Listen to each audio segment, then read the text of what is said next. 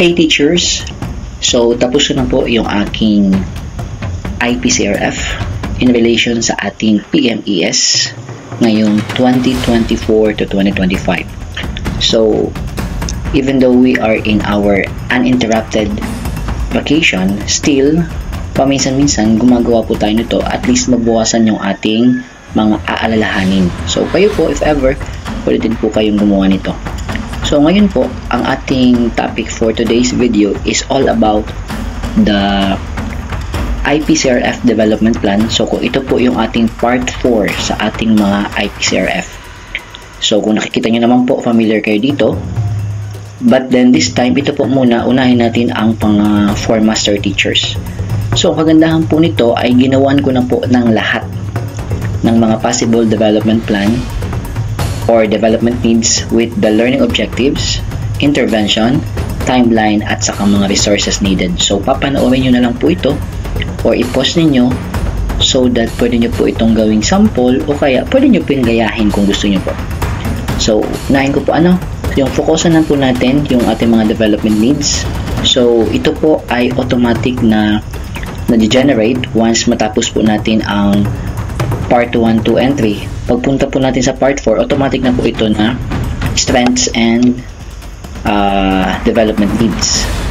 So ito pong part na to ang bakante, yung learning objectives, intervention, timeline, and resources needed, na kung saan tayo po ang maglalagay nito based sa ating development needs. So for example, itong una natin, modeled effective applications of content, knowledge, etc. So ito po yung ating learning objectives, interventions, timeline, and resources needed. So ngayon po ipakita natin yung pangalawa na development needs. So ito po, collaborated with colleagues in the conduct and application of research to enrich knowledge, content, and pedagogy. So yan po yung ating objectives, interventions, and so on. Okay. Next, ito naman po yung ating resources needed. Pangatlo, yung ating promoted effective strategies in the positive use of ICT to facilitate the teaching and learning process. Yung ating learning objective, target enhanced ability to integrate. Then meron tayo ditong nilagay na dalawang intervention, guide colleagues, then demonstrate. Timeline, quarterly, and ito din po yung ating mga resources. So, i-minimize po natin. So, kung makikita nyo po, itong susunod ay optional na lang. Ibig sabihin, kahit hanggang dito lang po tayo, tapos na po natin yung part na to sa ating development plan. But then, sabi ko nga kanina, to give more examples sa iba na baka ito yung kanilang automatic na generate sa kanilang IPCRF, nilagyan pa din po natin yung ating optional na pwedeng lagyan natin or pwedeng hindi. So, ipakita ko po sa inyo. Again, pwede nyo po itong i-pause. Yan. So, evaluated. Ito po siya, yung parts na evaluated with colleagues.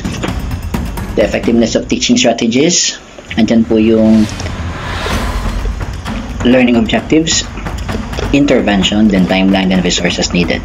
Next, yung ating development need displayed a wide range. Ayan, basahin nyo lang po. Ito po yung ating learning objectives, intervention, and so on. Next, another possible development need, work with colleagues to share successful strategies. Then ito din po yung objectives and intervention. Next, model successful strategies. Ayan po. So paki-post lang po, hindi ko na po lahat babasahin, ipapakita ko na lang po siya nang sa ganun mabigyan kayo ng more examples if ever ito ang inyong mag-generate na development need. So yan po, yan, work collaborative, yan ang pinaka-last. Sa core behavioral competencies, naglagay na din po ako dito. So ito po yung mga samples, i-post na lang, then copy na lang. So ayan, kompleto po yan. So hanggang sa optional nilagyan ko din if ever ito ang lumabas sa inyo. So ayan po, nakikita nyo naman dyan yung mga optional, nilagyan ko po dyan, complete na po yan. So to help you po, ayan. So sana po makatulong sa inyo yan.